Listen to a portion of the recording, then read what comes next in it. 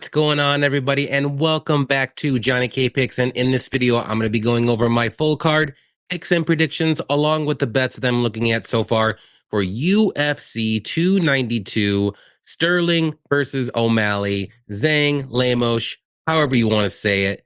Going to be a good card here. First things first, as always, please hit that like button for me. Subscribe if you're new, or if you just haven't yet. Leave some comments below on your favorite fights this weekend, how you did last weekend, your favorite bets that you're looking at so far. Any comments helps my videos out, and it's always much appreciated. Along with that like button, please, and thank you. And yeah, last night was UFC Vegas 78. It was a pretty solid card, a lot of finishes. So we will go over that real quick here. Let me get to the thing. So, oh, I actually didn't get this one up. Hold on one second here. So yeah, UFC Vegas, like I said, 78, pretty good card. It had a lot of finishes. I can never get to it.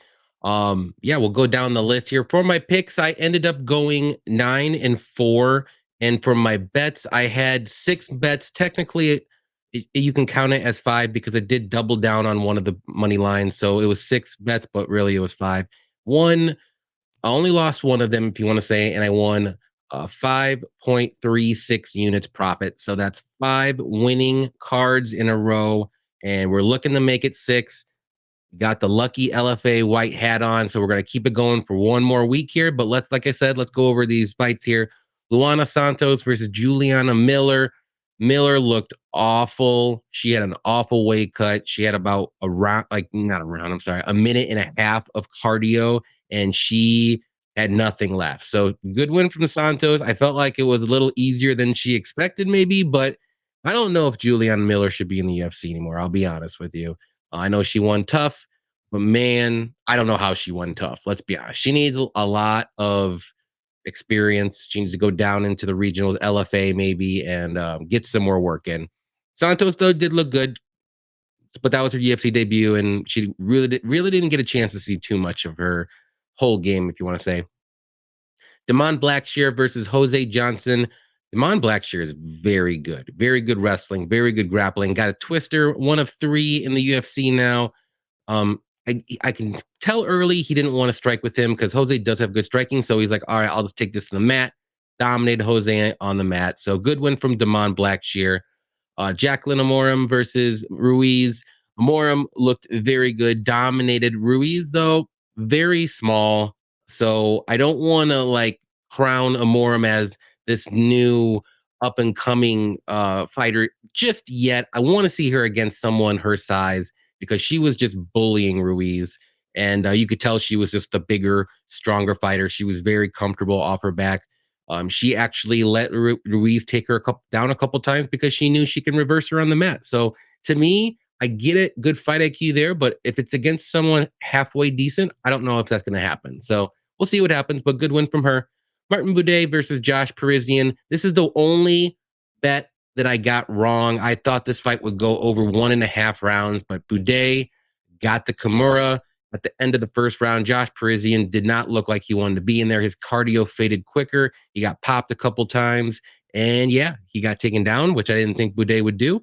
And it got submitted. So good win from Boudet. I knew Boudet was going to be better everywhere, but I was just thinking Josh would survive a little bit longer than just not even the first round. So Isaac Dalgarian versus Francis Marshall. Very impressive win for Dalgarian. I thought Francis Marshall would put on a better showing than that, even if he did get taken down, which I knew he probably would, but he just couldn't get up. And I don't know if he just wanted to try to work from his back or he is not that good off his back, but we knew he had good grappling. But Isaac has very good ground and pound, very good top control. He smothered him the whole round and got him out of there. So good win from him. Still hasn't made it to the second round yet. So I'm still have that little red flag, but what I see in the first round looks very good, and that's a good win. Francis Marshall is very good. Terrence McKinney versus Mike Britton. This is the Terrence McKinney that we all know got it done early. Mike Britton did not want to be in there whatsoever. I think he might have landed one shot on McKinney. McKinney looked gassed after a round and a half. Let's be honest, because when he was talking to I don't remember, I think it was Felder. For the interviews, he was like huffing and puffing a little bit. So I don't know if he was just excited of the adrenaline, but again, This dude only has 1 round of cardio, but good win. He got it done. Braden should not be in the UFC 100%. Marcus McGee versus JP Bays. Marcus McGee, very powerful striker. We all knew more than likely, most of us did anyways, that McGee was going to get this one done. Bays is just not a UFC fighter, I don't think. He's not a good striker. He can't keep it on the feet. He's a good grappler, good wrestler, but if he can't get that fight to the mat, I mean, he's got questionable everything on his feet. So he got popped. McGee knew it, didn't follow up, and the ref just stopped it. So that was a good way to end that one for McGee. Josh Prem versus Jamie Pickett. Josh Prem missed weight by 3 pounds, and he looked gassed after, like halfway into the fight. If you want to say it was just a clinch hug fest for 3 rounds, but that's why you don't pick Jamie Pickett. You don't bet Jamie Pickett because he's not going to win a fight. He shouldn't be in the UFC. Josh Fremd, that was an awful performance by him, and he still won a unanimous decision. So, I mean, I was sweating that bet. I'll admit it because I had Fremd in a parlay, but Prem did not look him like normal, and I'm not saying Prem's very good, but he should have been able to finish Jimmy Pickett. But I think he had a bad weight cut. His cardio wasn't there, and he still got the win though. So good win. AJ Dobson versus Tafon. Good win from Dobson. Looked good on the feet. Mixed in some takedowns when the opportunity presented itself. When Tafon kicked, he got a lot of takedowns that way to seal the round. Yeah, I thought he won that fight too. Tafon was too low output, all leg kicks, like 90% leg kicks. And Dobson, he was letting some land. He was trying to check some. A lot of them, he wasn't really too heavy on the lead foot, which was good. And he was landing some good leg kicks himself and some good punches. But Tafon was just too low volume for me. And Dobson did mix in some wrestling and grappling. That was my biggest bet of the night. I had 2 units on Dobson, ended up hitting for 2.4 or 2.5 units profit. So that was going to make or break my night. So I'm glad it made it. Next fight, Yasmin Lucindo versus Poliana Viana. Very, very good win from Lucindo.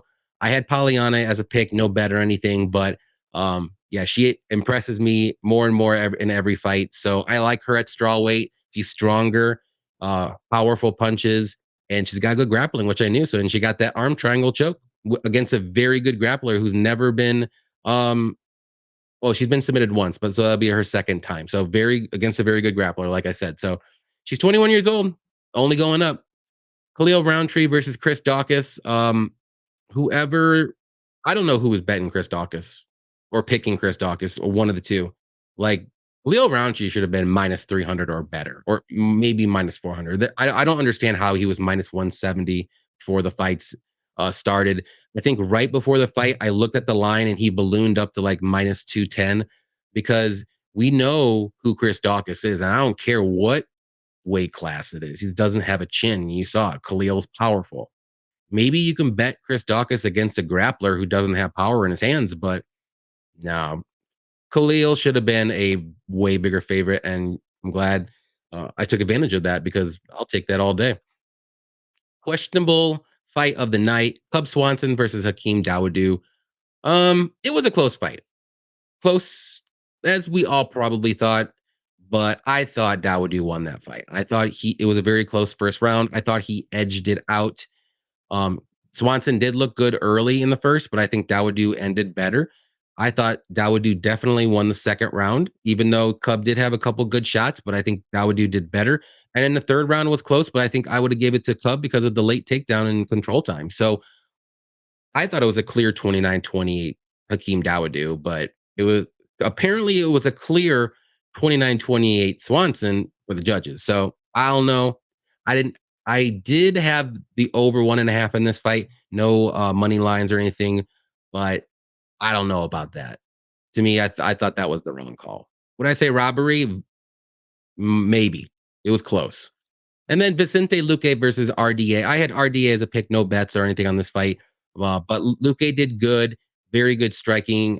He negated a lot of RDA's takedowns, and he actually got takedowns himself. So he pretty much dominated the whole 5 rounds. I didn't think it would go to decision. If it did, I would have thought RDA would have won. But Luque showed us that he has 5 rounds of cardio and he can get it done. So good win from him, and we'll see what happens next with him. I like RDA still. I think he still has some, gas in the tank. I don't want to say he can be maybe a gatekeeper, but he'll be a very tough fight for any up and coming welterweight for sure. I'll tell you that. And then, like I said, with my bets, I ended up winning 5.36 units right up in there. I'll go over those real quick. Like I said, I had 2 bets on Dobson, one at plus 120, one at plus at 124. I got that one after the weigh-ins when Tafon looked like death. Hit a parlay with McGee and Roundtree. Hit that one. I hit another parlay of Boudet and Fremd. The only bet that I missed was the over 1.5 in the Boudet fight, but I did hit the over in the Dawodu fight. And I hit the 3-leg parlay that I did of Black Shear. Fight ends in rounds 1 or 2 for McKinney, and the under 2.5 in the McGee fight. I'll hit that one too. So, like I said, 5.36 units profit, looking to make it 6 winning cards in a row this week for UFC 292. So at the moment, they have 10 listed fights on Tapology. I do believe there's going to be one more tough fight uh, added here shortly. So be sure to look in the comments below. I'll pin it who I'm gonna pick in my brief description or prediction what I think is gonna happen in that fight. So definitely check on that throughout the week. And also too, I know recently Cody Garbrandt withdrew from his fight against Bautista. So I don't know if they're going to be able to find a replacement for Cody. So that'll be another thing that I will put in the comments below too. So definitely check back later in the week. But I'm not going to do a new video or anything. I'll just post who I pick there. So let's go to the first one here, which will be one of the tough fights that they did. I'll be honest, I did not watch a lot of tough. I watched like the first 2 or 3 episodes, and luckily both these guys have been in the UFC, so I got some tape there, and I watched their fights on tough, but I just haven't watched the whole episode. So first fight's going to be Kurt Holobaugh versus Austin Hubbard. Kurt is 19-7, 36 years old, 5'11", with a 73-inch reach. And Hubbard, 15-6, 31 years old, 5'10", with a 71-inch reach. So Holobaugh, solid striker with some power. He likes to push forward. He sets a good pace on his opponents. He's got good combos, good 1-2s down the middle. Doesn't really have the greatest takedown defense. He does have some wrestling he can use, but he doesn't really use it too often. He's one of those guys. But he's pretty durable.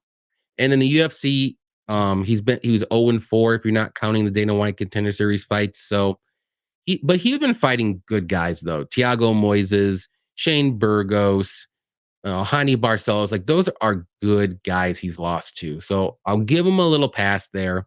But we got Austin Hubbard, well-rounded guy, good striking with some power. He's got good wrestling, good takedowns, good grappling. Takedown defense is pretty good. He does, and if he does get taken down, he doesn't accept being on his back. He does work his way back up or work for reversals. Solid cardio. He's durable as well.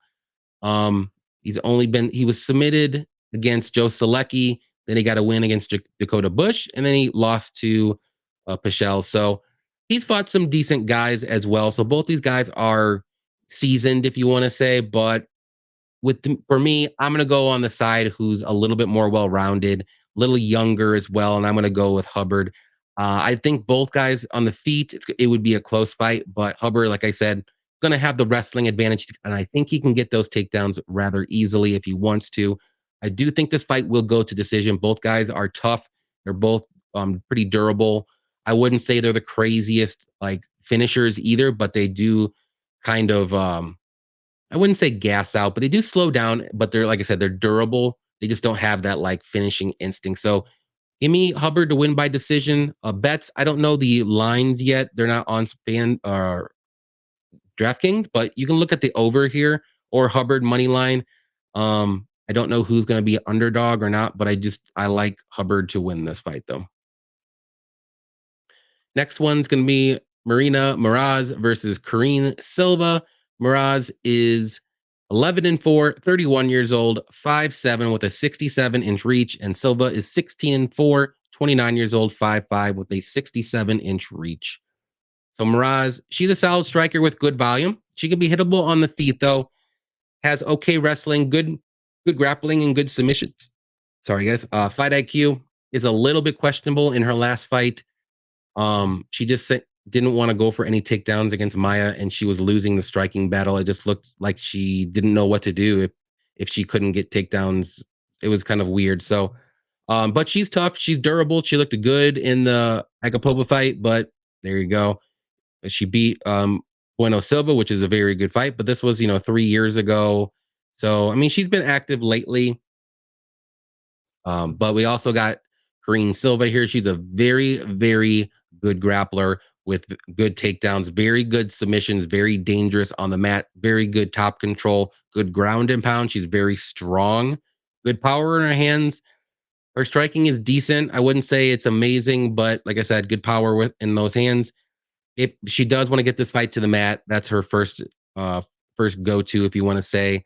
And a little red flag, if you want to say, she's only been into the third round or decision one time in her 20 fights, and also all 16 of her wins have come by finish. So she is a finisher. She has lost to by decision one time, and she's been finished 3 times. Also, too, they both have fought before. It was about 9 years ago. Moroz did win by first round submission, but this is 9 years later. Karine was 20 years old then. She's the better fighter here. I'm going with Silva. She's more dangerous. She's going to be crazy dangerous on the mat and on the feet. It could look a little close, but I think Silva will go for those takedowns. We'll be able to get this fight to the mat. And I think it's only going to be a matter of time before Silva wraps up some kind of arm bar, a choke, a rear naked choke, anything, arm triangle, anything. And she has a whole bunch of submissions in her repertoire, if you want to say. She's not just a one trick pony, Silva. She's not just like an armbar specialist or anything like that. She has a ton of different submissions. So with my pick, give me Silva to win by submission. Bets, I would do Silva money line. It's pretty reasonable at minus 175. You can look at inside the distance for Silva because she does have a lot of ground and pound finishes on her record too. And you can look at the under. Both girls could get a finish. And like I said, Moroz did submit her early in their careers. So it's not like Silva can't be finished. She's a killer, though, like her nickname says. But I'm going to go with Silva to get it done here. I think she's just the better fighter at this moment in their careers. Maybe back then, Moroz was the better fighter. Next one is going to be Andrea Lee versus the other Silva, Natalia. Lee is 13-7, 34 years old, 5'6", with a 69.5-inch reach. Natalia Silva is 15-5-1, 26 years old, 5'4", with a 65-inch reach. So Lee, solid kickboxer with good volume, good kicks, okay power, nothing great like one punch knockout power or anything. She does have some wrestling she can use, decent grappling off her back. Takedown defense, though, is not great whatsoever. She can be hittable on the feet, especially as the fight goes on. She does slow down with her volume. And she's been hurt in a couple fights too with her hand when she punches or anything like that. I think it was against Vivian she got hurt. So something to think about there. Silva, though, very, very good striker with good power, very good combos, quick hands. She can wrestle and grapple as well. We haven't seen it in the UFC too much, but what we have seen though is very good takedown defense. She's just been steamrolling all these fighters, and yeah, I mean, yeah, Jasmine's a good win now, but her first fight, very good. Bleda, good win. I mean, Victoria Leonardo, not good, but she got it done with a knockout. So she's doing what she needs to do. But I love Silva here all day. I think she wins all, like I said, every day of the week, twice on Sunday. She should win 10 out of 10 times. I'm not saying Lee is a bad fighter. She's solid, but at this point, Silva's going to be way better striking. I think she's a little bit more technical with her boxing. She could mix in the takedowns if she wants to. She's going to have the power advantage. I also think she's going to be able to push forward. And if Lee does try to go for wrestling because she's getting overwhelmed, Silva's going to be able to stuff those takedowns. She's going to be stronger in the clinch and stronger in the wrestling department too. So I'm going to go Silva. I think she could win by decision. I think she can win by KO. I think she can win by submission. So I'm going to say Silva knockout because Lee's been knocked out 3 times in her career. How about that? That's look at Silva money line, perfect parlay piece. You can look at her inside the distance. You could pick KO or sub. I would probably lean the KO, but that's why I would maybe just do inside the distance if the price isn't too crazy. Next one's going to be Gerald Meerschaert versus Andre Petroski. Meerschaert 35 and 16, 35 years old, 6'1", 77.5-inch reach. Petroski's 9-1, 32 years old, 6 foot with a 73-inch reach. So Meerschaert, we all know, very, very good grappler with very good submissions. He always gets those submissions in the second or third round as the fight goes on. His striking is pretty good. He's shown some good striking in some fights, again, especially against Bruno Silva. But in some fights, he gets knocked out, like Piper, and I'm not going to count Chimaev, uh, Jotko. He didn't look that great in the striking department either. Um, his wrestling isn't that great at all, though. He has a tough time getting those takedowns on his own. But if this fight does go to the mat, he has got good submissions off his back and all that good stuff. And like I said, his chin is a little suspect as well, and he's been submitted 8 times. So this guy is a kind of want to say kill or be killed kind of fighter. Petroski, very good wrestler and grappler with good takedowns. Striking is a little lackluster, but it is improving. It's not there yet where you want it to be, obviously. He can land some powerful shots on the feet, good overhand rights or, stuff like that. Don't land a power shot, maybe knock out GM3. His cardio is improving. I wouldn't say it's amazing, but I would say he definitely has about 2 rounds of good cardio. And if it does go on the mat, he has that different kind of cardio. Like it's just better on the mat. But when he's standing, he looks more gassed than he would grappling for 3 rounds. It's kind of weird, but he's one of those fighters that has 2 different kinds of cardio. But he's durable. He's only been finished once, and that's because he was super gassed. And he's kind of if you want to say killer be killed fighter too, he's only been decision 1 time in his career, and he won that. So interesting fight. GM3 is going to have the experience all day, but what GM3 is good at, Petroski is very good at too. And I think Petroski is going to have the way better wrestling. He's going to be able to get this fight to the mat. And I do think Petroski is good enough grappling to stay safe and not get submitted by GM3. So for me, this could be a closer fight, but I just see a more clear path to victory for Petroski than Meerschaert. So with my pick, give me Petroski to win. I wouldn't be shocked one bit if this goes to decision, to be honest, just to be the oddball, if you want to say, or the outlier. Because, like I said, both guys are kill or be killed fighters, but they both negate. I think they both can negate themselves with the grappling. And on the feet, GM3 is not really like the biggest knockout guy, so I don't see a knockout there. So um, I'll just say Petroski by submission. Maybe he can wrap up GM3 in some kind of anaconda or Darce choke when GM3 is trying to shoot a takedown or something, because Andre has done that before against Nick Maximov. Like I said, GM3's been submitted 8 times in his career. That's half of his losses. So he does have good submissions. I think he's won like 25 of those wins have come by or something crazy of submissions, but he gets submitted too. Bets, I would look at the under here. You can look at the over if you want to be an outlier. If it's set at 1.5, I actually would like the 1.5 a lot. 2.5, maybe not. Petroski inside the distance is also another bet you can do. I wouldn't touch the money line here unless you like GM3. But even then, like just play GM3 by sub because that's how he usually wins. So, or inside the distance, like don't play the money line. He doesn't really go to decision that often either, and Petroski doesn't either. So, give me Petroski to win inside the distance though. Next one we got, it's going to be Gregory Rodrigues versus Dennis Tiuliulin. This name is insane, but whatever. Rodrigues is 13-5, 31 years old, 6'3", 75-inch reach, and Dennis 11-7, 35 years old, 6'1", 77-inch reach. So Rodrigues is a well-rounded fighter. He's got very powerful strikes. He's pretty durable, even though his last fight against Bruno, he did get knocked out, but he was looking very good in that fight until that time. Obviously, everyone probably remembers the Chitty fight where he had his eyebrow cut open and it looked disgusting, and he still hung in there and got that fight and finished that fight, actually. Surprised it didn't stopped, but it is what it is. He does have good wrestling and grappling he can use. We haven't seen it all that much, but what we've seen is it's pretty good.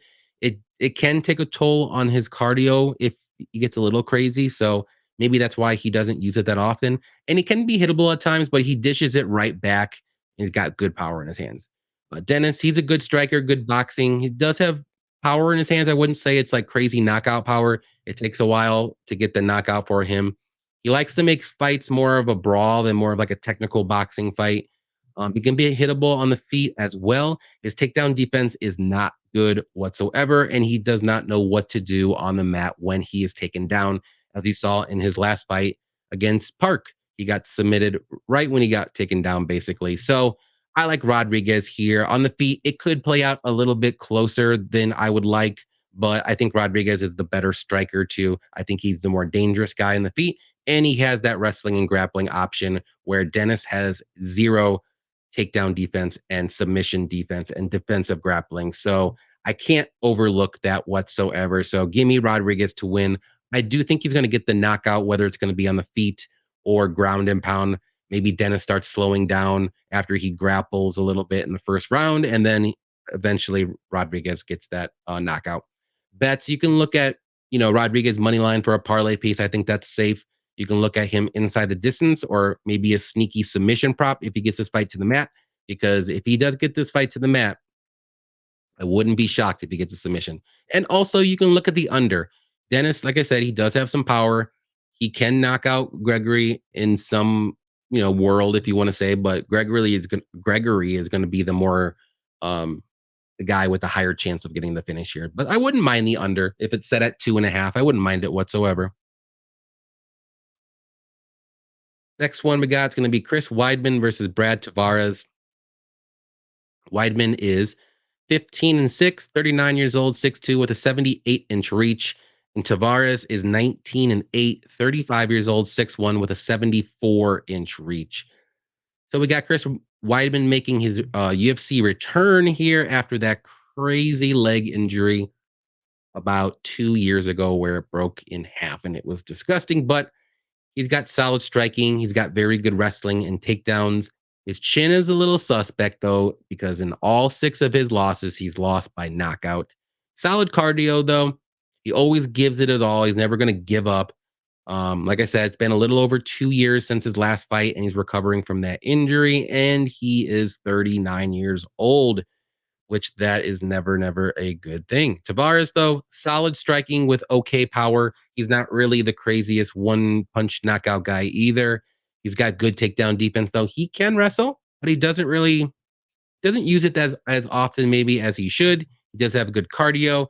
He can be a little chinny at times and hittable.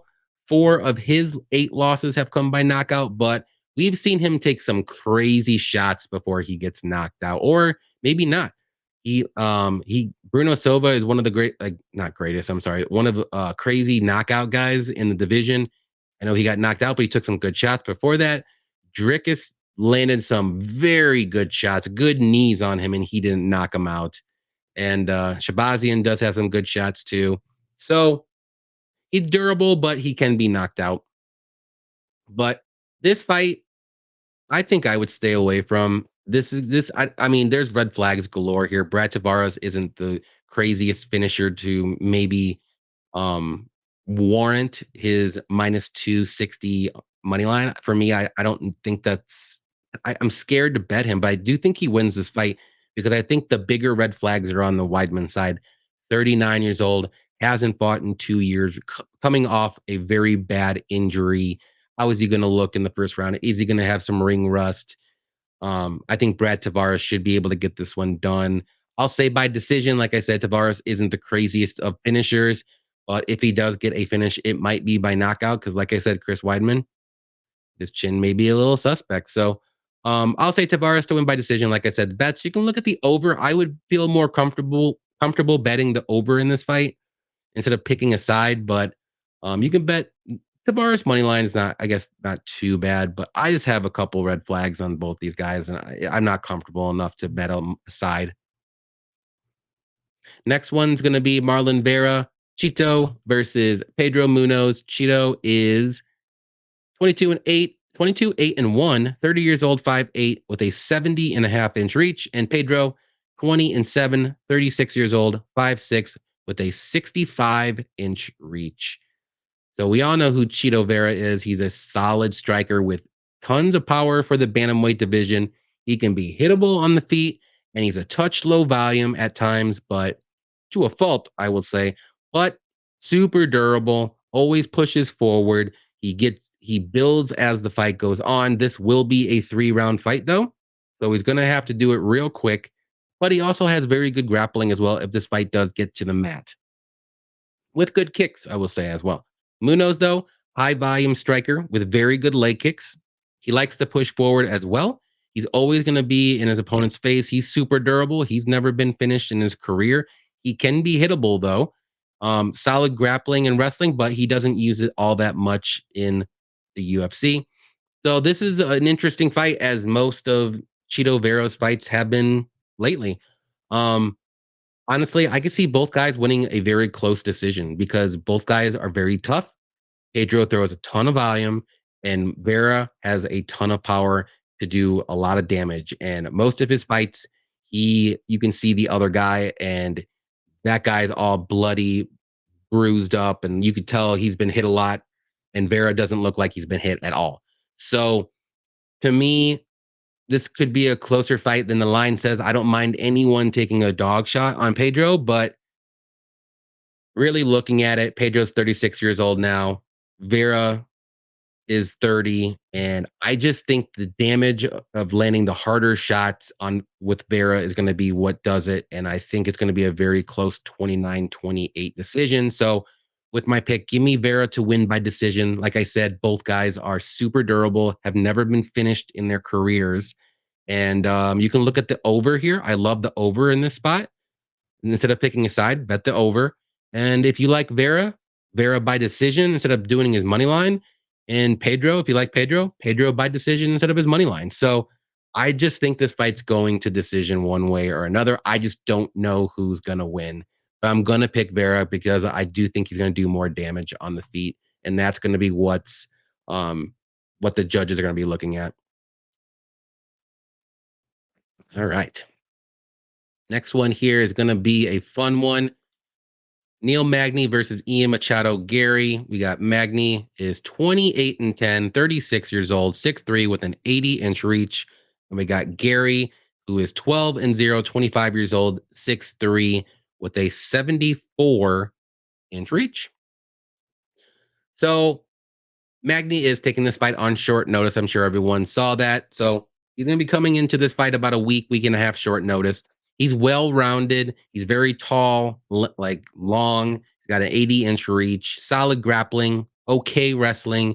Takedowns, he does have to work for them, if you want to say. His striking's pretty good, and he got okay power in his hands. He doesn't really do anything amazing, but he doesn't do anything horrible either. He doesn't really have the craziest weaknesses, unless you want to say maybe his submission defense. But I don't think he's going to have to worry about that, obviously, in this fight.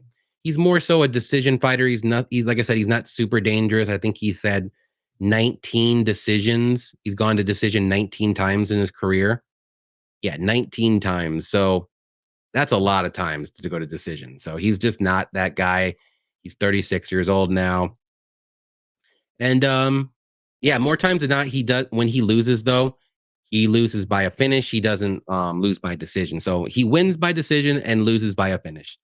And Ian Garry, very, very technical, very good striker, has good power in his hands. It's not the kind of power you would say it's like one punch knockout power, but he has very quick strikes, very good combos that can knock anybody out if they're not looking for it. Very good kicks, high kicks, leg kicks, all that good stuff. He's very quick and he moves very well on his feet, around the ring, especially. He can be a little hittable at times. We saw in his last fight, or the Song fight. I'm sorry, he did get touched up. He got dropped, but he got right back up and went back to striking, and he looked good and got him out of there with a whole bunch of shots. And he also, knocked out Daniel Rodrigues, who's normally tough too, but I think Daniel Rodrigues is on his way down though. But I'm not going to take anything away from Ian Garry. Very good win from him. But also Garry, he showed his durability, like I said. So I got to go with Ian Garry here. His line is ballooning right now. I got it a little bit lower than this, so a spoiler alert. But you got to go with Garry here. I think he's the much better striker, and Magny's going to have the grappling edge, but I don't think he's going to be able to use that grappling to the full advantage because Garry has solid takedown defense. He's very hard to take down. And he's very hard to get a hold of too. He moves well around the cage. He does have decent submission defense, or I'm sorry, grappling defense as well, which we haven't really seen too much. So we might see a little bit of it. I saw it in some of his earlier fights on the regional scene, but I think that's the way you got to do it. You have to take down Garry because you can't strike with him if I was Magny. So, but I just don't think Magny's going to be able to work that grappling. I think eventually Garry's going to be able to get that knockout. So with my pick, give me Garry to win by knockout. Wouldn't be too shocked if Garry wins by decision either. Bets Garry money line. I think it's a super safe parlay piece. You might want to get it early. Don't wait around. I think he's going to probably balloon up to like minus 500, minus 600 maybe. Or look Garry by knockout. That's another bet too. I wouldn't really touch the over unders. I think it's just one sided with Garry getting the finish or not. Magny's not finishing anybody, like I said, as of late. And then we got the co-main event. It's going to be Weili Zhang versus Amanda Lemos. And we got Weili Zhang is 23 and 3, 34 years old, 5'4", with a 63-inch reach. And Lemos is 13 and 2 and 1, 36 years old, 5'4", with a 65-inch reach. So Zhang, super well-rounded fighter, dangerous striking. She has good power in her hands, good leg kicks. She's very strong in the clinch. She's showed some very good wrestling and grappling as of late with very good ground and pound. She's very good everywhere. She's durable. I know she got knocked out in the Rose fight, but that was a crazy head kick that she did not see coming. Um, yeah, other than those two losses with Rose, I mean, she's just been really, really amazing. And then the second loss against Rose, very, very close fight that could have went either way, to be honest. So she's just a very, very well-rounded fighter that's really fine-tuned her game.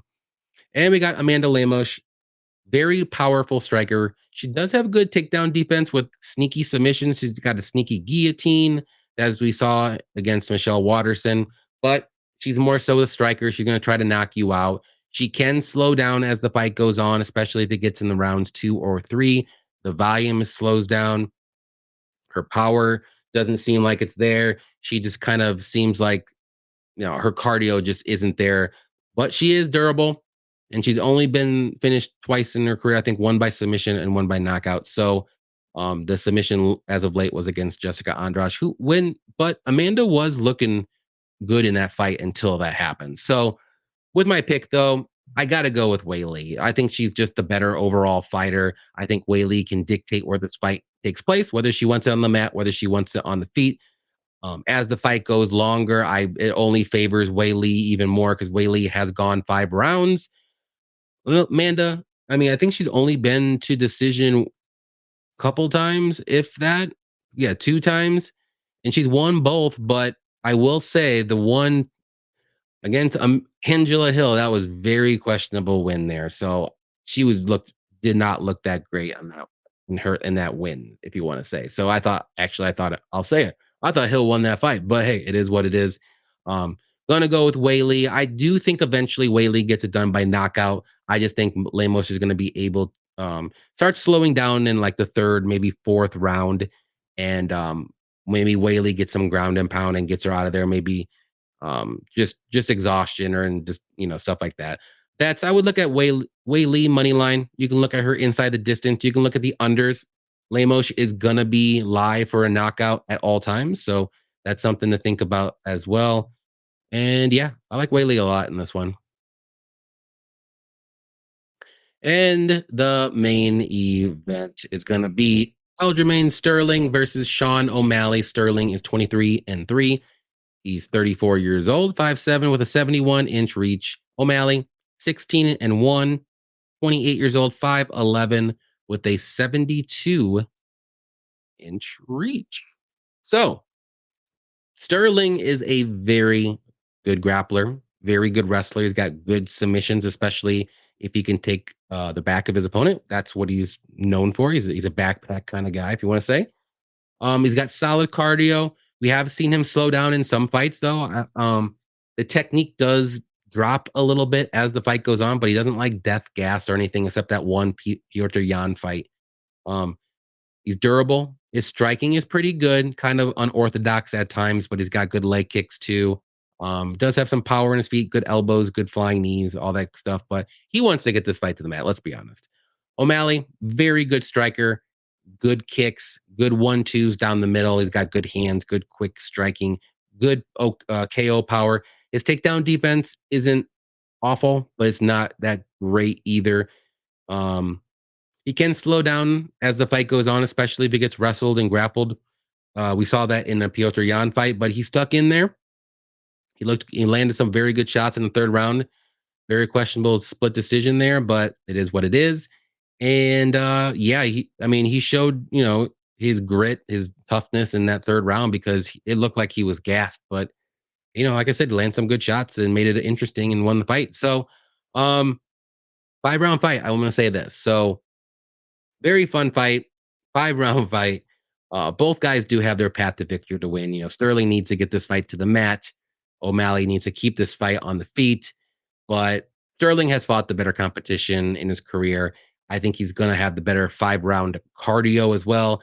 And I do think he's going to wrestle O'Malley for all 5 rounds. He's not going to mess around on the feet. He's going to try to get this fight to the mat.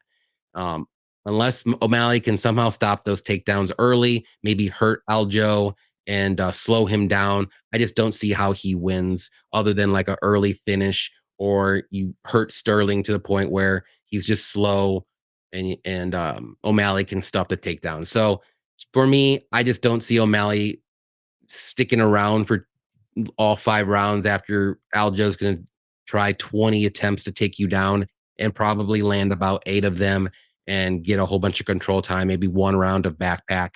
And I think if he does get that takedown early and get the back on O'Malley, I think it's going to be over. So with my pick, give me Aljo to win. I'm going to say he gets it done by submission. Later in the fight, like 3rd or 4th round, you can look at the money line. I don't think it's too terrible. You can look at the submission prop inside the distance or even the unders because O'Malley has a shot to land that knockout on Sterling. We've seen Sterling get dropped by a head kick, but that was a while ago. But anything goes for this one. So, like I said, there probably is going to be 1 or 2 more fights added here, and I will put those in the comments of this video, and I will pin them, who I pick, and a little prediction description of how they're going to win. So, like I said, thank you everybody for watching. I hope you enjoyed my breakdowns. Please hit that like button, hit the subscribe button, leave comments below. Always appreciate everyone participating in the chats in the comment section.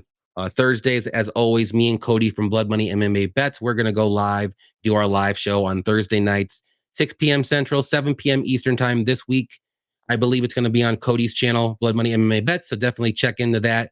Yeah, I think that's all I got for you this time. So hope you guys enjoy the fights this weekend. Good luck to you on your bets and everything you do. And until next time, happy fight